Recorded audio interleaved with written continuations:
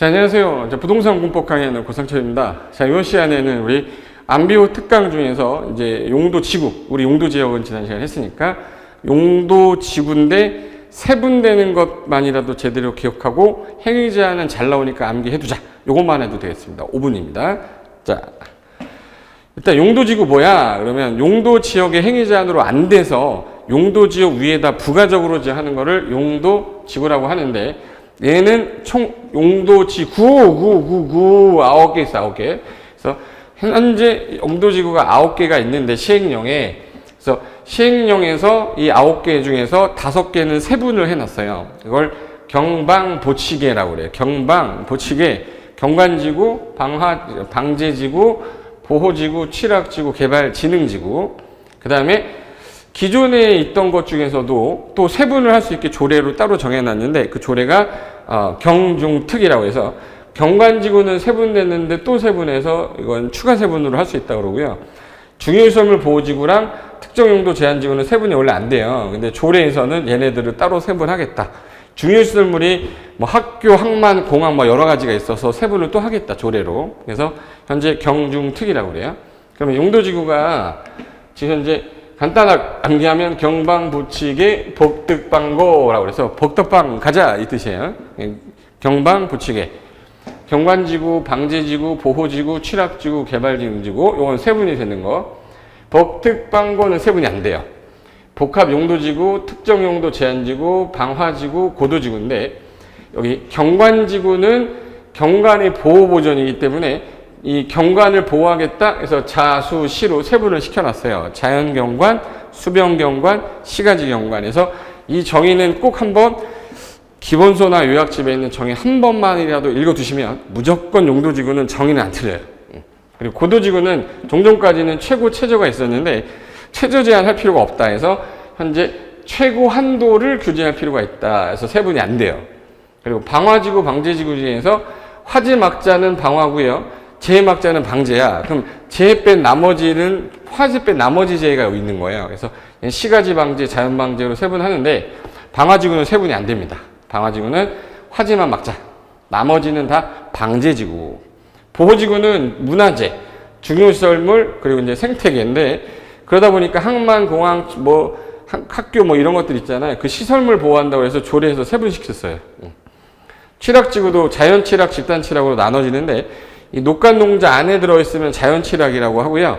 개발제한구역 안에만 취락을 형성한다 그러면 집단취락이라고 해요. 집단취락. 그리고 개발진흥지구는 목적이 딱 좋은 거야. 주거기능, 상업기능, 공업기능, 유통물류, 관광, 휴양. 요거를 여러 가지 기능을 갖는 어떤 목적을 가진 게 뭐예요? 개발진흥지구. 특정한 용도 들어오지 마세요. 특정용도 제한지구는 주거, 교육환경 보호나 청소년 보호를 목적으로 오염물질을 배출하는 것을 최대한 좀 약간 제한하자. 그게 특정용도 제한지구라 세분이 안 됩니다. 복특방고 했죠. 복합용도, 특정용도, 방화지구, 고도지구 세분 안 된다고 그랬어요.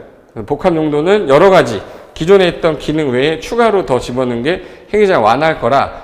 좋은 땅 뭐예요? 그러면 개발진흥지구, 취락지구, 복합용도지구가 제일 좋은 땅이에요. 규제가 좀 완화되는 땅이라고 보시면 돼.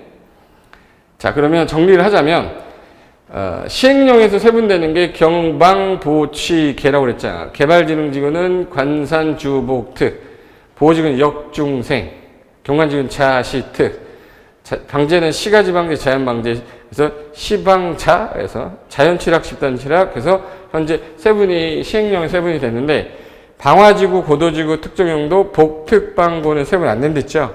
그래서 현재 이렇게 돼 있는데, 종류는 용도 지구는 9개입니다. 지구니까. 그 중에 세분되는 거 5개, 경방보치계, 조례에서 세분되는 거 경중특. 여기 하나 추가돼서 이제 3개 된 거고요.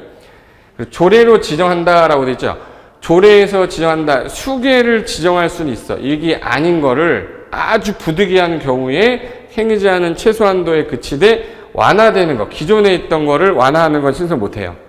그리고 리모델링 할 때 경고라고 그래. 경고, 리모델링 할 때 완화해주겠다. 경관지구나 고도지구 행위 제한을 완화 안 하면 리모델링 못 합니다. 그리고 행위 제한이 제일 중요한데 대부분 규제를 필요에 따라 하기 때문에 그 지자체 조례로 행위 제한을 하는 거예요. 그런데 고도지구는 최고 높이가 딱 도시군간에 결정이 되기 때문에 도시군 관리계획으로 제한하고, 자연취락하고 집단취락 중에 개발제한구역 안에 있을 때는 집단취락, 그리고 녹간농자 있으면 자연취락이라고 하는데 이건 국토개법 시행령인데 개발제한구역 안에 있기 때문에 개특법. 개발진흥지구는 개발하려면 반드시 뭐 짜야 되죠? 계획. 없으면 조례. 그래서 요게 제일 중요한 건데 한번 해볼게요. 자, 연습하는 거야. 개발진흥지구는 관산주복특으로 나눠져요. 관산주복특. 요 앞부분 딱 스탑해놓고 본인이 한번 풀어본 다음에 저랑 같이 한번 또 해보는 것도 괜찮겠죠? 뭐 누르는 거야, 뭐 잠시 스탑 누르는 거니까. 자, 그러면 개발진흥지구는 어떻게 해? 관산주복특. 보호지구는 어떻게 해요? 역중생, 역사, 문화, 환경, 중요시설물, 생태계. 경관지구는 자시특, 자연경관, 시가지경관, 특화경관. 방제지구 시방자, 시가지방제, 자연방제. 취락지구는 자연취락하고 무슨 취락이에요? 집단취락. 개발제한구역 안에 있는 집단취락은 개특법 받는다. 그리고 시행령상 5개가 세분되는데 경방보치계, 경방보치계, 그리고 경중특 세분됐고요. 여기 행위자는 조례로 하는 게 원칙인데 고도지구는 뭘로 한다고 그랬지? 높이 제한 70m라고 결정하는 도시군관리계획을 합니다. 자연취락은 국토개법 시행령인데 국토개법 시행령이에요. 근데 집단취락지구는 무슨 법이요? 개특법. 개특법.